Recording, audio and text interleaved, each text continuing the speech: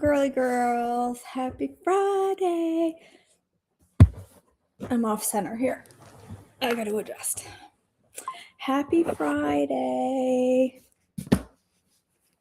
Hope you all had a good Thursday. I had a very long Thursday. It was a very long day. I was in meetings from the time I got done devotions right up until like 9 o'clock last night. It was Zoom after Zoom after Zoom after Zoom after Zoom. But today's better. I only have 2. And then I'm going to go out and enjoy a little bit of the weather because it's going to be nice out today and our snow is gone and the grass is green. And we have sedum plants and they're starting to pop up all green. Makes me so happy. Makes me so happy that spring is springing in February in the South. That makes me just joyous. Okay. All right, February 20th, Purification After Childbirth. This is a great read. Buckle up, ladies. We're going to be reading about some fun stuff today. Leviticus 12, 1 through 8. The Lord said to Moses, give the following instructions to the people of Israel. If a woman becomes pregnant and gives birth to a son, she will be ceremonially unclean for 7 days, just as she is unclean during her menstrual period. I just decided to put the word cycle in there. On the 8th day, the boy's foreskin must be circumcised. After waiting 33 days, she will be purified from the bleeding of childbirth. During this time of purification, she must not touch anything that is set apart as holy. And she must not enter the sanctuary until her time of purification is over. If a woman gives birth to her daughter, she will be ceremonially unclean for 2 weeks, just as she is unclean during her menstrual period. After waiting 66 days, she will be purified from the bleeding of childbirth. When the time of purification is completed for either a son or a daughter, the woman must bring a 1-year-old male lamb for a burnt offering and a young pigeon or turtle dove for the purification offering. She must bring her offerings to the priest at the entrance of the tabernacle. The priest will then present them to the Lord to purify her. Then she will be ceremonially clean again after her bleeding at childbirth. These are the instructions for a woman after the birth of a son or a daughter. If a woman cannot afford to bring a lamb, she must bring 2 turtle doves or 2 young pigeons. One will be for the burnt offering and the other for the purification offering. The priest will sacrifice them to purify her, and she will be ceremonially clean. Contagious skin diseases. You're welcome. There's nothing more I like talking about at 8:30 in the morning than cycles, foreskins, and pus.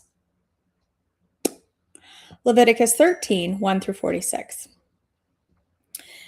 The Lord said to Moses and Aaron, if anyone has a swelling or a rash or a discolored skin that might develop into a serious skin disease, that person must be brought to Aaron the priest or to one of his sons. The priest will examine the affected area of the skin. If the hair in the affected area has turned white and the problem appears to be more than skin deep, it is a serious skin disease, and the priest who examines it must pronounce the person ceremonially unclean. But if the affected area of the skin is only a white discoloration or does not appear to be more than skin deep, and if the hair on the spot has not turned white, the priest will quarantine the person for 7 days. On the 7th day, the priest will make another examination. If he finds the affected area has not changed and the problem has not spread on the skin, the priest will quarantine the person for 7 more days. On the 7th day, the priest will make another examination. If he finds the affected area has faded and has not spread, the priest will pronounce the person ceremonially clean. It was only a rash. The person's clothing must be washed, and the person will be ceremonially clean. But if the rash continues to spread after the person has been examined by the priest and has been pronounced clean, the infected person must then return to be examined again. If the priest finds the rash has spread, he must pronounce the person ceremonially unclean, for indeed it is a skin disease. Anyone who develops a serious skin disease must go to the priest for an examination. If the priest finds a white swelling on the skin and some hair on the spot has turned white, and there is an open sore in the affected area, it is a chronic skin disease, and the priest must pronounce the person ceremonially unclean.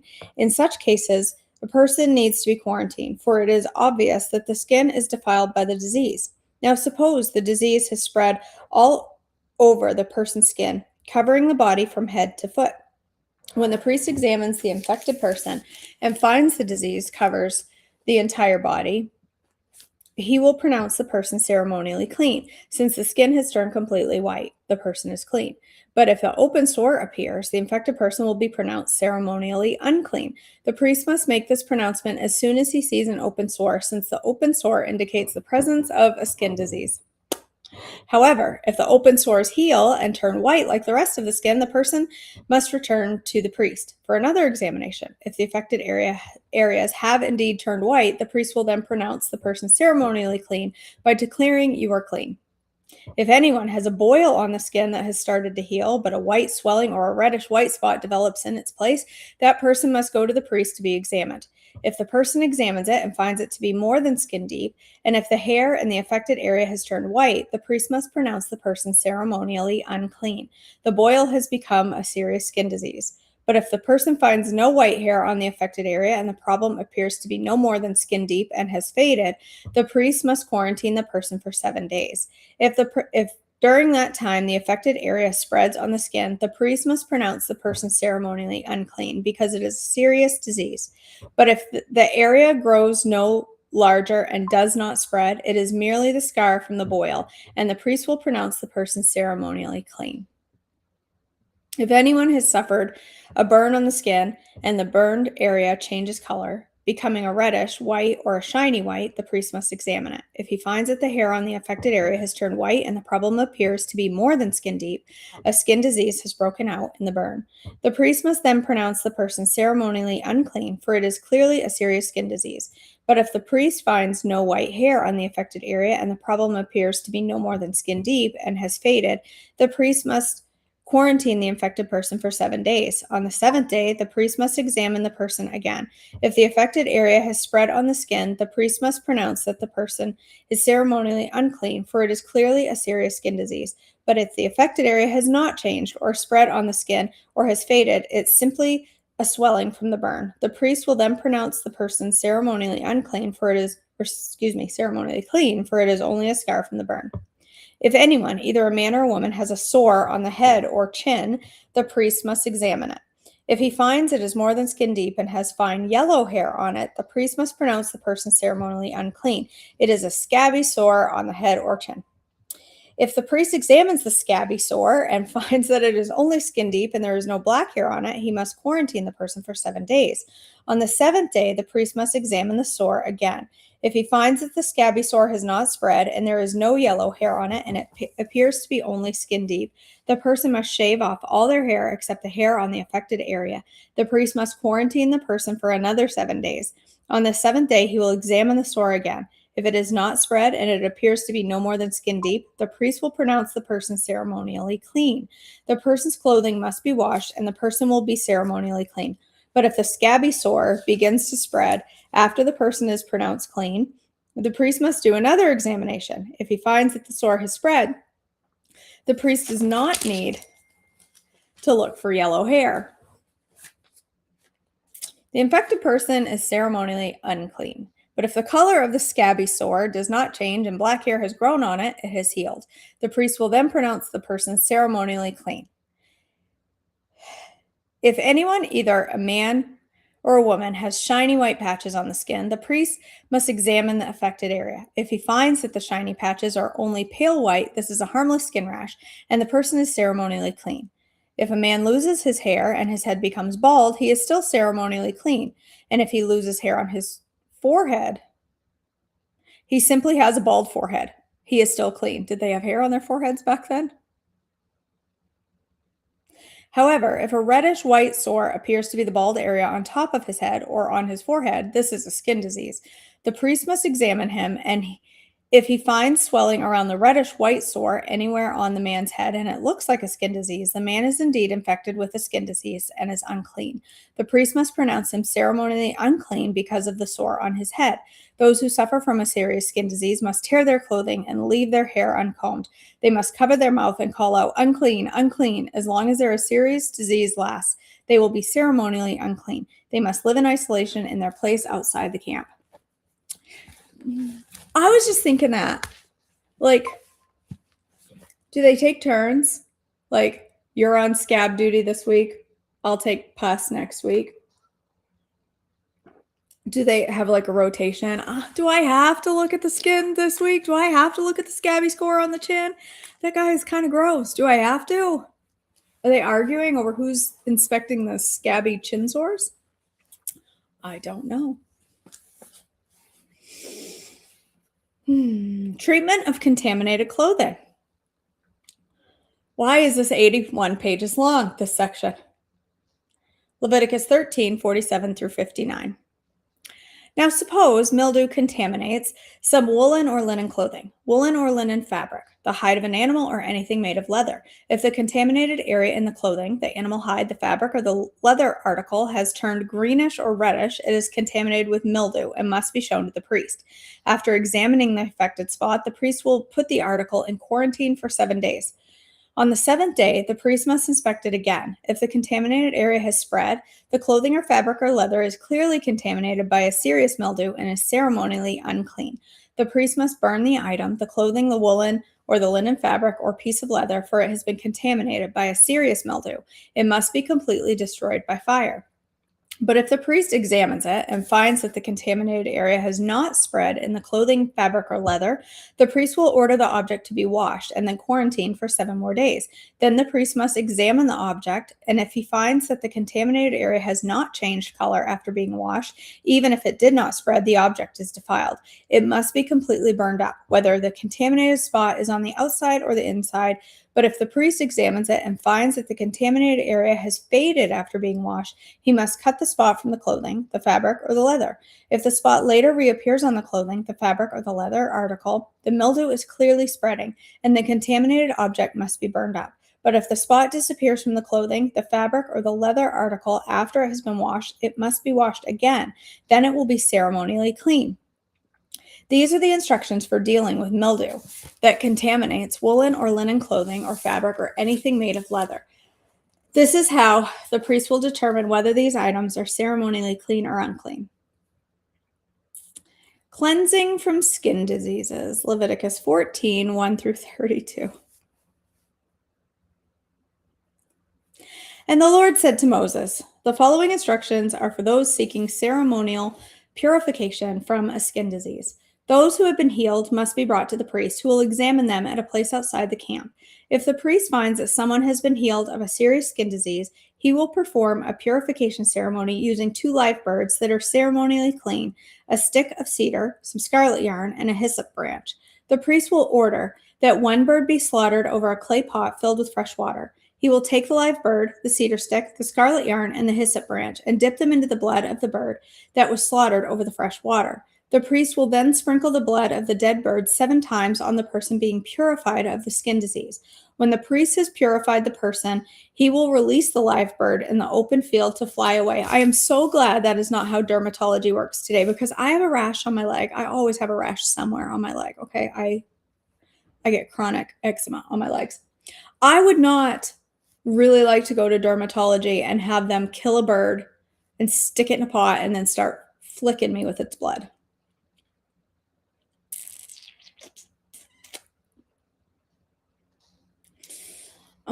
The person being purified must then wash their clothes, shave off all their hair, and bathe themselves in water. Then they will be ceremonially clean and may return to the camp. However, they must remain outside their tents for 7 days. On the 7th day, they must again shave all the hair from their heads, including the hair on the beard and the eyebrows. They must also wash their clothes and bathe themselves in water. Then they will be ceremonially clean. On the 8th day, each person being purified must bring 2 male lambs and a 1-year-old female lamb, all with no defects, along with a grain offering of 6 quarts of choice flour moistened with olive oil and a cup of olive oil. Then the officiating priest will present that person for purification along with the offerings before the Lord at the entrance of the tabernacle. The priest will take 1 of the male lambs and the olive oil and present them as a guilt offering, lifting them up as a special offering before the Lord. He will then slaughter the male lamb in the sacred area where the sin offerings and burnt offerings are slaughtered. As with the sin offering, the guilt offering belongs to the priest. It is a most holy offering. The priest will then take some of the blood of the guilt offering and apply it to the lobe of the right ear, the thumb of the right hand, and the big toe of the right foot of the person being purified. Then the priest will pour some of the olive oil into the palm of his own left hand. He will dip his right finger into the oil in his palm and sprinkle some of it with his finger 7 times before the Lord. The priest will then apply some of the oil in his palm over the blood from the guilt offering that is on the lobe of the right ear, the thumb of the right hand, and the big toe of the right foot of the person being purified. The priest will apply the oil remaining in his hand to the head of the person being purified. Through this process, the priest will purify the person before the Lord. Then the priest must present the sin offering to purify the person who is cured of the skin disease. After that, the priest will slaughter the burnt offerings and offer it on the altar along with the grain offering. Through this process, the priest will purify the person who was healed, and the person will be ceremonially clean. But anyone who is too poor and cannot afford these offerings may bring one male lamb for a guilt offering to be lifted up as a special offering for purification. The person must also bring 2 quarts of choice flour moistened with olive oil for the grain offering and a cup of olive oil. The offering must also include 2 turtle doves and 2 young pigeons, whichever the person can afford. One of the pair must be used for the sin offering and the other for a burnt offering. On the 8th day of the purification ceremony, the person being purified must bring the offerings to the priest in the Lord's presence at the entrance of the tabernacle. The priest will take the lamb for the guilt offering, along with the olive oil, and lift them up as a special offering to the Lord. Then the priest will slaughter the lamb for the guilt offering. He will take some of its blood and apply it to the lobe of the right ear, the thumb of the right hand, and the big toe of the right foot of the person being purified. The priest will also pour some of the olive oil into the palm of his own left hand. He will dip his right finger into the oil with his palm and sprinkle some of it 7 times before the Lord. The priest will then apply some of the oil in his palm over the blood from the guilt offering that is on the lobe of the right ear, the thumb of the right hand, and the big toe of the right foot of the person being purified. The priest will apply the oil remaining in his hand and the head of the person being purified. Through this process, the priest will purify the person before the Lord. Then the priest will offer 2 turtle doves or the 2 young pigeons, whichever the person can afford. One of them is for a sin offering and the other for a burnt offering, to be presented along with a grain offering. Through this process, the priest will purify the person before the Lord. These are the instructions for purification for those who have recovered from a serious skin disease but cannot afford to bring the offerings normally required for the ceremony of purification.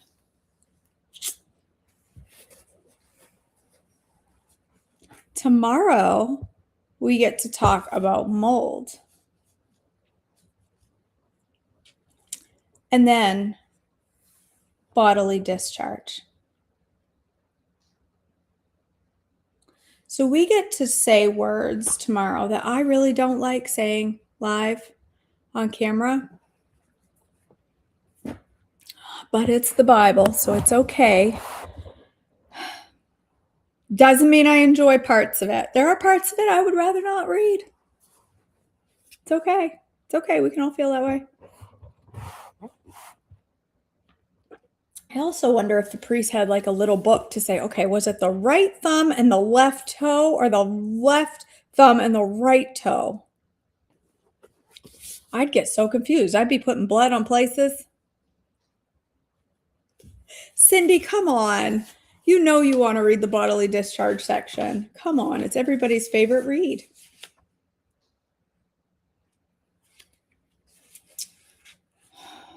We'll ask Shirley to do it. And Shirley will clutch her pearls. I'll text Shirley and see if she can cover for me tomorrow.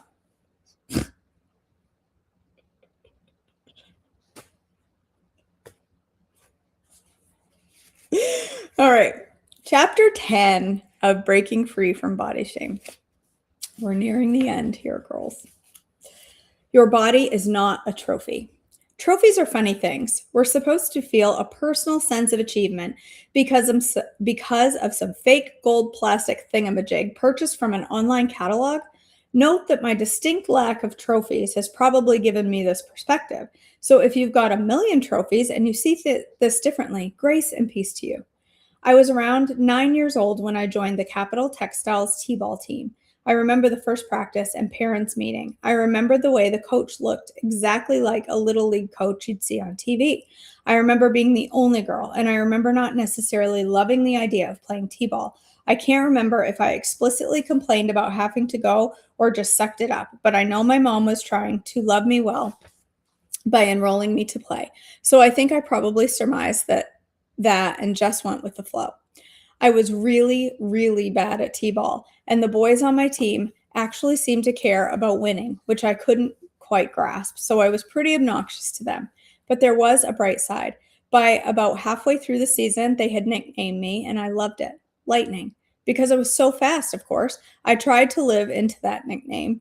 I promise you, there were times when I must have been a blur running around those bases because I was going so fast. I even asked my teammates, could you guys even see me? I was going so fast. They put the name Lightning on my trophy, and I admit I took it a little too far. I got lightning bolt stickers for my books at school, got lightning bolt dangly earrings to wear, and I even entertained getting a little lightning bolt shaved into my early 90s undercut boy haircut, but somebody smart stopped me.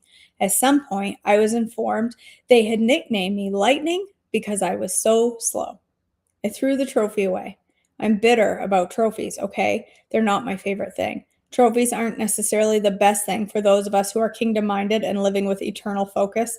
It seems like trophies keep us believing that the best thing we can do is rack up approval on earth, even though it's the approval of our Father that means the most. It seems as though trophies are images that give us glory rather than putting it where it belongs, at the feet of Jesus. I'm not saying we should burn all our trophies, but maybe it's worthwhile to consider why we seek them and why we keep them. And maybe even ask ourselves, are we holding these symbols in too much esteem? Are we putting too much stock in them? First, let's not believe for even a second that our obsession with awards and accolades ended after Little League. We all long to receive our own version of recognition. Here are a few desires for recognition that seem to prevail among those of us who have passed elementary school. We want to get on the dean's list. We want to get scholarships. We want to get recognized at the meeting. We long to be thanked publicly. We wish we could win the Yard of the Month award. We'd love to see our picture in the newsletter. It would be cool if the pastor would mention us from the pulpit. We want to be thanked at the back of the book. We want someone to call us their best friend. We wish they would tag us in that post. I want the book to get the award. We want to get verified on Instagram. We measure our credit financially. And we treat our bodies like the ultimate trophy. Telling a friend she's lost weight has somehow become the ultimate compliment. When we grow past the cultural absurdity of commenting on people's literal weight, we find other ways to notice and notarize one another for how we look. This practice isn't found only outside the Christian culture. Instead, this is just one measurement of the world we've completely co-opted. We've even added spiritual weight to support it, whether intentionally or unintentionally. We celebrate a friend when a friend bounces back quickly after a baby. We glorify the glow up, a season when a tween or teen goes from looking awkward to awesome by the world's standards. We praise one another when we eat less and call it self control. In short, we tend to turn something God never ordained into something spiritual. We treat our bodies like trophies, statues representing what we idolize, the approval and attention of others. This is problematic first and foremost because that glory belongs to God. What if the final straw, the thing that will tip the scales towards revival, is the counterculture decision that any distinction or honor we're given gets laid at the feet of Jesus? What if we decide that any trophy or award we receive will be relinquished so we become less concerned with how many accolades we can garner and instead use our energy to worship Jesus? What if revival comes in our communities because we break the matrix and scream at the enemy, making our bodies better was never necessary, they were already made good? What if revival comes because we decide our bodies are not trophies to begin with?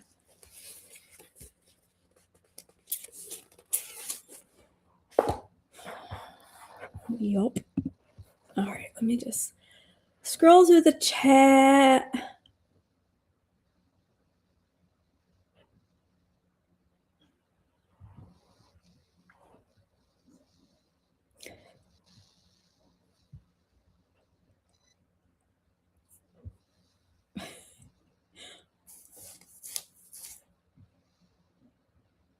The priest got portions of the offerings and sacrifices, and the bread of presence also got lots of the first fruits of food and wool. I'd say they earned it for sure. I was not in the who's who in high school. In fact, I don't even think I made the yearbook except for my picture. But I went to 2 different schools over the course of my high school career. I left my school and went to a public school my senior year, which I regret to this day, not graduating from the Christian school, but I did not fit in. I did not fit in. So, no, I don't think I have any who's who pictures of me in the high school yearbook. Mm-mm. I was not one of the who's who for sure. You guys, this bracelet, can you see? Let's see if I can. I don't know if you can even see it. Can you guys see the dog hair stuck to this bracelet? I think this is going to have to be put away. I do not think it's going to tolerate Winnie. It is so full of dog hair. It is ridiculous. Look, big gobs of it.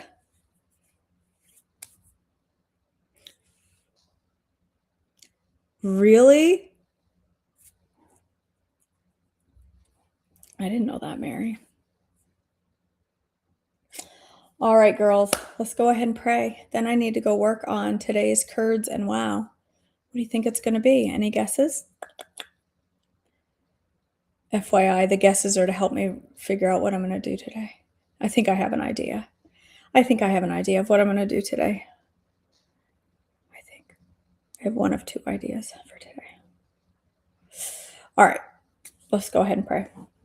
God, our Father, we thank you for this day and our time together and for the reading of your word, even when it's really difficult and hard. And we know there's purpose behind it because all of these rules and regulations and difficulty point us straight to our Savior. And that is the big picture here. And thank you for allowing us to be part of that story, to listen and read and learn and lay everything at the feet of Jesus.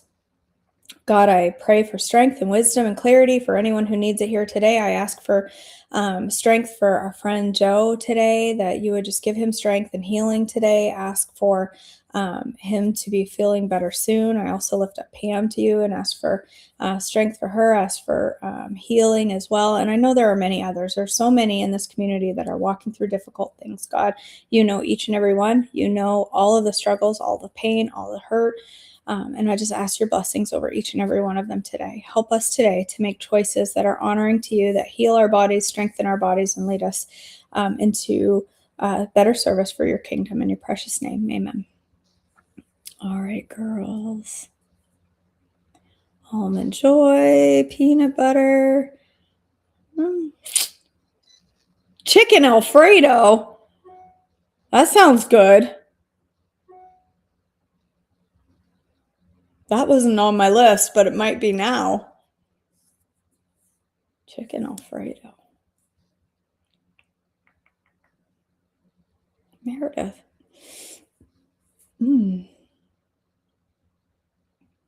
That was not on my list for today, chicken Alfredo, but now I'm like, ooh, chicken Alfredo for breakfast sounds pretty good. All of your suggestions, but most of them are on my list. Not chocolate raspberry crunch, but I do have a white chocolate raspberry cheesecake one coming. Chicken Alfredo. Guess you'll have to wait and see now. Yeah. Thanks, Meredith. All right, girls, I love you. I hope you have just the most fabulous day ever. And I will see you all for devotions tomorrow morning. And yeah, I guess that's it. I love you guys. Have a great day.